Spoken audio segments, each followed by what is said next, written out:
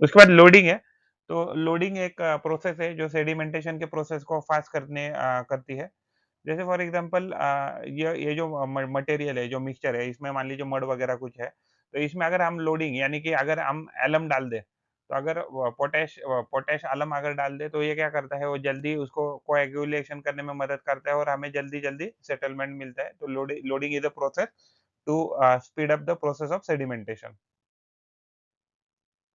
तो loading sedimentation की जो प्रोसेस है, उसको स्पीड अप करने के लिए यूज़ किया जाता है।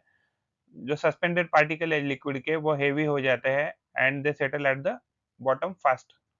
तो ये कैसे अचीव किया जाता है? केमिकल डाला जाता है एलम, जिसको एलम पोटेश एलम ऐसे भी कहते हैं।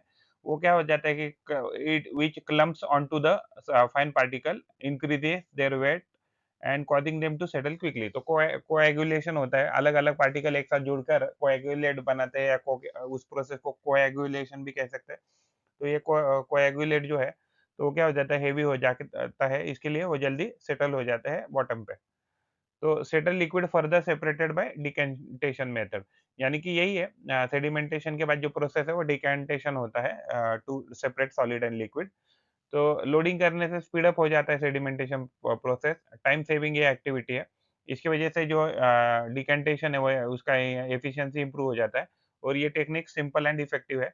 डिसएडवांटेज ये है कि ये कंप्लीट प्यूरिफिकेशन मेथड नहीं है, ये इनकम्प्लीट सेपरेशन हमें देती है, और रीसस्पेंशन ऑफ सॉलिड पार्टिकल हो जाता है। अगर मान लीजिए मिक्सचर जो है उसको सफिशिएंट टाइम नहीं दिया सेटल होने के लिए, तो जो हेवी पार्टिकल है उनका रीसस्पेंशन हो सकता है, जिसकी वजह से हमें अच्छा आउटपुट ना मिले।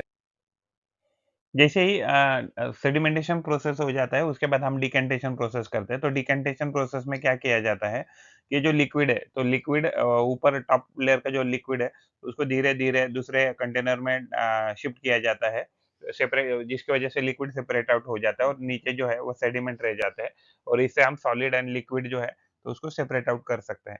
तो यानी कि डिकेंटेशन प्रोसेस तभी कर सकते हैं जब सेडिमेंटेशन हुआ हो।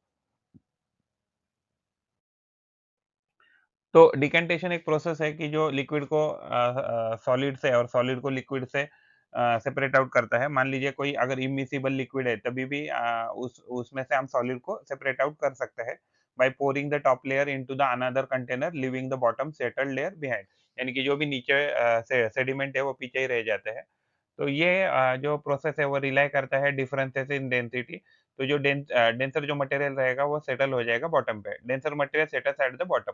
तो इसमें स्टेप क्या है, तो पहले जो है, तो सॉलिड को सेटल होने देना है, यानी सेडिमेंटेशन करना है।